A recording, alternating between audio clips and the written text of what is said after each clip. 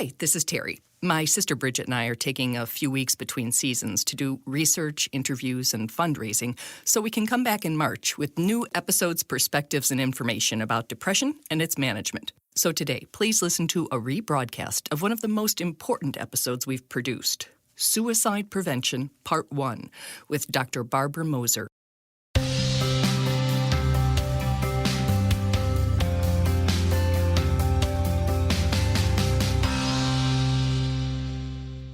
Hello, and thank you for joining us on Giving Voice to Depression. I'm Bridget. And I'm Terry. More than 350 million people worldwide suffer from depression, but you do not have to have it yourself to be affected by it. Its prevalence pretty much guarantees that someone you care about battles its darkness. This podcast tries to shine some light into that darkness. We're not experts, and we're not therapists. We're sisters and best friends who live with depression and who are committed to encouraging healthy, healing conversations about mental illness. Hi, Terry. Hello, Bridget. As you know, September is National Suicide Prevention Month, and we at Giving Voice to Depression are going to dedicate the entire month to the topic, not just talking about it and mentioning statistics, but really drilling down. What should we be looking for? What can we be noticing in ourselves or in others? What words do we use when we want to reach out and connect with someone and see how they're doing? Right. And if they do need our help, some actual concrete steps that we can take to be there for them. Right, how to have that conversation, not just the need to have it. Exactly. And as we're forming our board, we are really looking for experts because, as we've said, you and I aren't, although we have been touched by suicide. And we are lucky to have one of our new board members, Dr. Barbara Moser. She's a family physician. She's the chair of the Prevent Suicide Greater Milwaukee Coalition, and she was kind enough to let us catch up with her during one of her holidays on a farm. So we're going to hear a little bit of outdoorsy sounds like wind and planes. But she is on the inside and has a lot to teach us. So let's hear what she has to say. Suicide.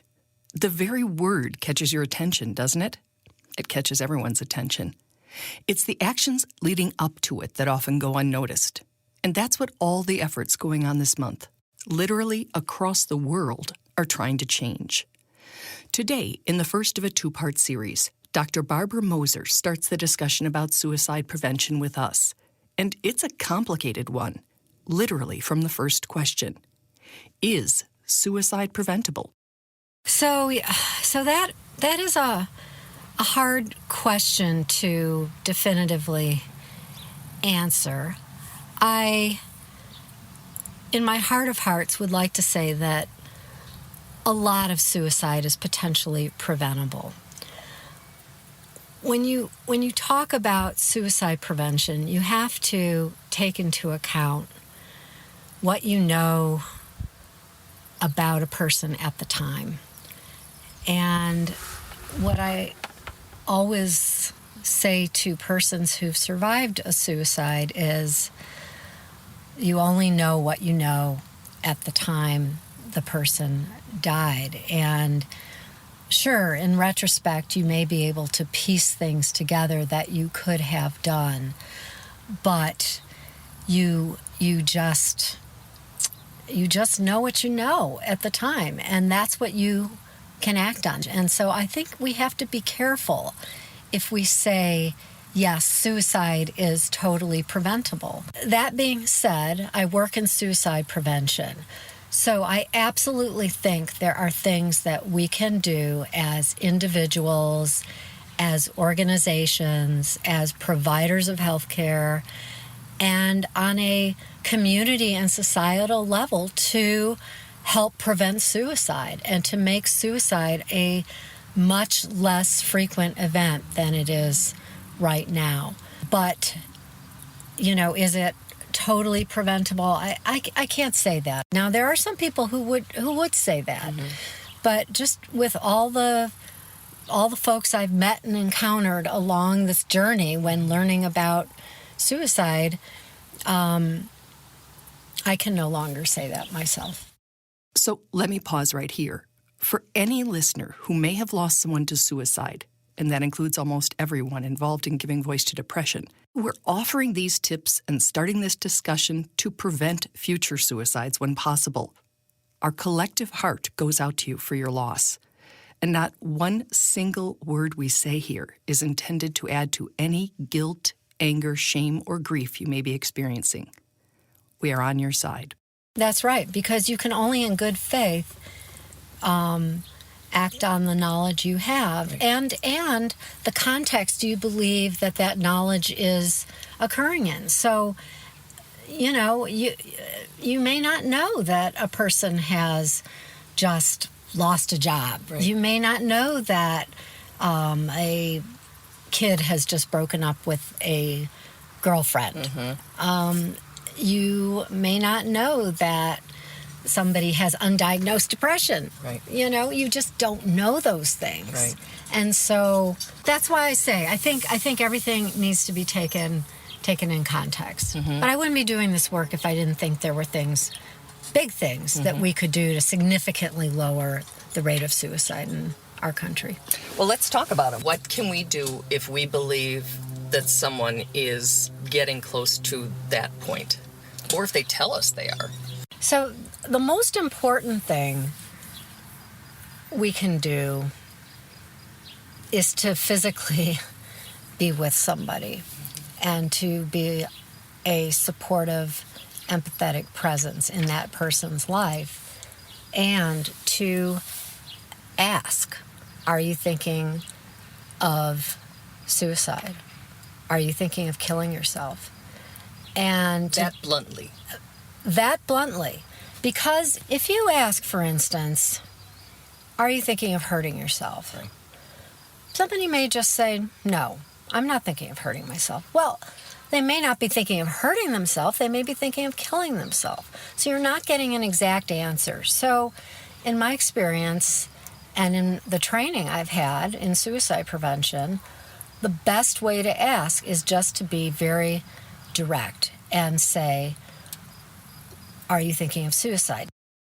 It sounds like a really hard question to ask, but we can tell you from personal experience, working on a crisis hotline and from speaking with people through this project. A, research proves it's the best approach. And B, your directness will often be received with relief. Now, you know, I'm not going to start a conversation with that question. I'm going to sit with somebody. I'm going to find out what's happening with them in their life. I'll have some sense maybe over time of knowing them that they've been having a very difficult time. They're going through a divorce. They're miserable. They've changed. Their behavior's changed. Their hygiene has changed. There's all kinds of warning signs. The warning signs.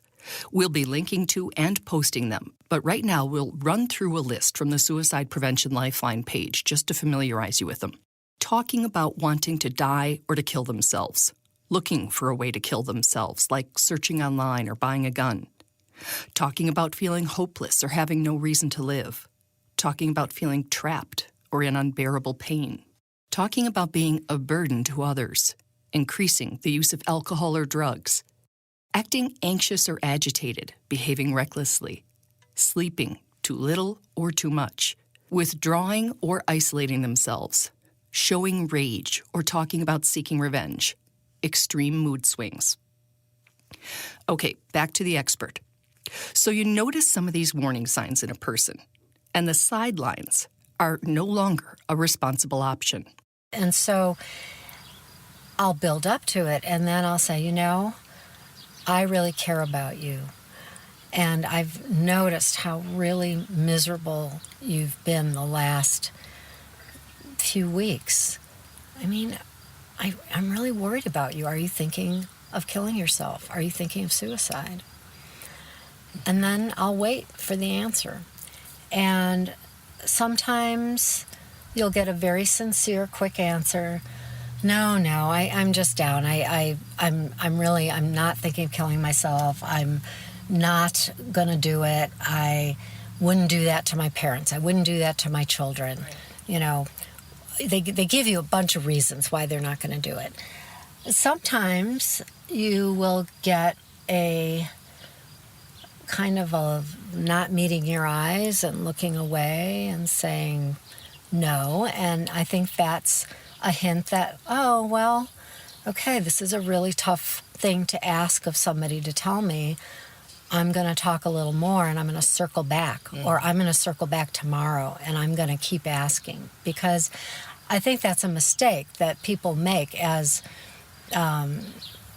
just family, friends, but also professionals, is that we let it go. Frankly, do we want a yes? No, because it's really hard. It's really hard to talk to somebody about being suicidal, and it's really hard to get a yes, and it takes a ton of time. You need to deal with this before you deal with anything else. Suicide is life-threatening. It's like any other life-threatening illness. Like any other life-threatening illness. We want to repeat that because for whatever reasons, a lot of people put mental illness in a totally different taboo category. Get involved with someone who's suicidal? Would you walk past someone having a heart attack, a seizure, a person who's been in an accident?